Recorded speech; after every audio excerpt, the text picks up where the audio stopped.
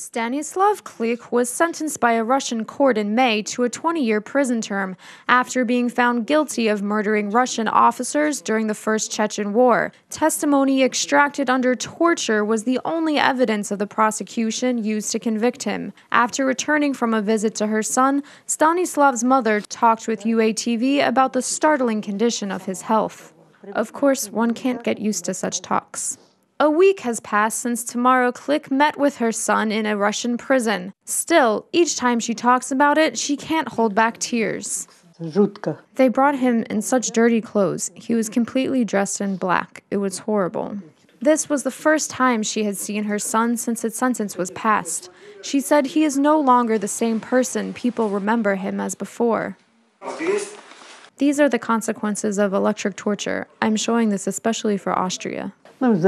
When they brought him to the meeting room, he seemed to be so indifferent, somehow confused. However, once I rushed to him, he started crying. During the interview, Tamara Klykh remembered what her 43-year-old son was like as a young man. He was an excellent pupil in school and student in university, then a successful teacher in college. Now he is so sick he can't even understand what he reads in the newspaper, his mother says. She is convinced that this is due to torture and Stanislav's stay in a psychiatric hospital.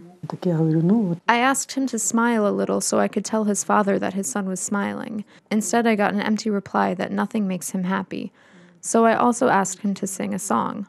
Then I sang myself. Klykh survived 6 days in a coma, a 12-day hunger strike, and so-called medical injections that made his body rigid.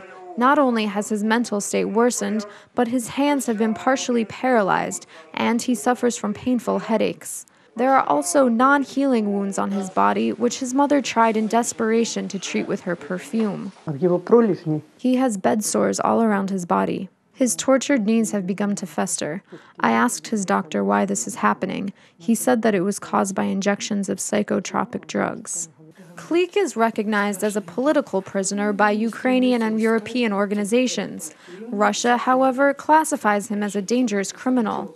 He will spend another 9 years in solitary confinement and the following 10 years in a strict penal colony. Still, Tamara does not lose hope for the release of her son. Meanwhile, she says he is in desperate need of moral support. Therefore, she calls on people to send him letters to this address.